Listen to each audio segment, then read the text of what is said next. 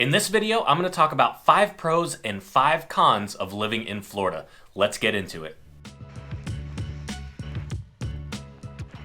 What's up everyone, it's Tanner, your South Florida realtor, and if this is your first time to the channel, you want to know everything about eating, living, working, sleeping, and playing in Fort Lauderdale, go ahead and tap that subscribe button, hit the little bell so you get notified every time I do a new video. Now, if you're even thinking about moving or relocating in South Florida, you've got to give me a call, shoot me a text, email, message me on Facebook, however you want to get a hold of me. I've got your back when moving to Fort Lauderdale.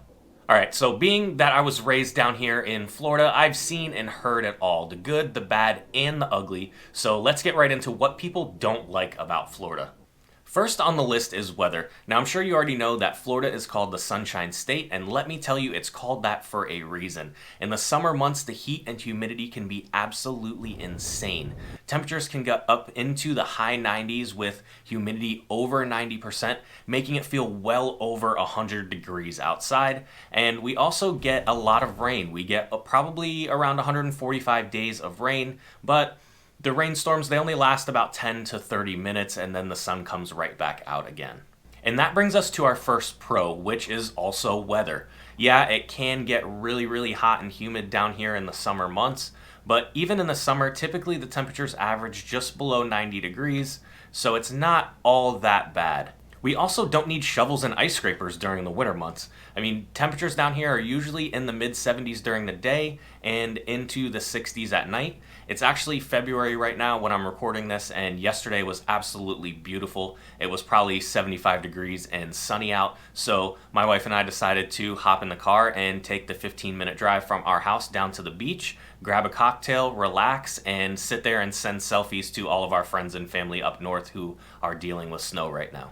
Con number 2 is the traffic. Won't lie, it can be really bad at times, but that's part of our job, is to find out where you need to be, why you're moving here, so we can find you someplace close by so you don't need to get caught up in that too much. But yeah, not gonna lie, the traffic can suck around rush hour in the mornings and again in the evening. So you're probably looking at between 7:30 and 8 o'clock in the morning, and again around 3:30, 4 o'clock in the afternoon. Pro number 2, the attractions. Florida has so many amazing things to do and see, things that people from all over the country and all over the world come here for. We have Disney World, Universal, a bunch of other amusement parks, the Everglades, the Florida Keys, great golfing. We're home to 9 of the best beaches in the country, and basically any water sport you can think of. Seriously, there's always something to do.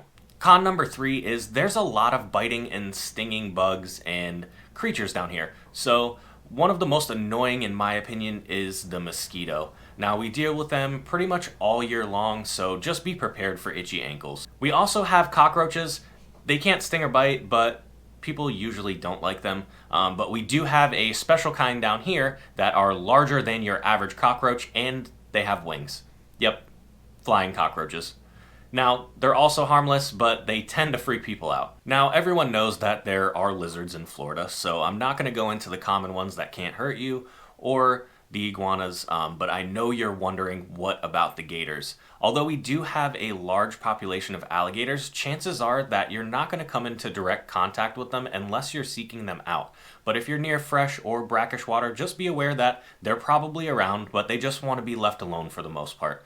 And statistically, your chances of an unprovoked attack are very low, about 1 in 3.1 million. We also have venomous snakes down here in Florida, 6 different kinds to be exact, but for the most part, your snake encounters are going to be with one of our many non-venomous varieties. It may seem like there are a lot of things out to get you down here in Florida, but considering that there are an average of 100 deaths every year related to snow shoveling accidents, I'll take my chances with the gators.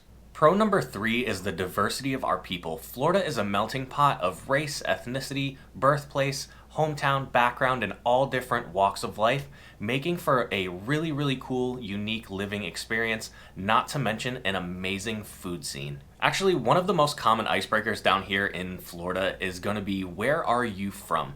Now, you will run into some Florida natives such as myself, but I think for the most part, you're going to find that a lot of people are transplants from somewhere else. And in my opinion, it makes it easier to meet and connect with new people. Con number 4 is car insurance. It's freaking expensive. Florida is rated number 3 most expensive state for car insurance, and the average premium is around $2,200 a year. Now, I'm not paying that much, but there are a lot of factors into what that premium is going to be. Pro number 5 is low taxes. Florida is actually below the national average for property taxes, and also we don't have a state income tax.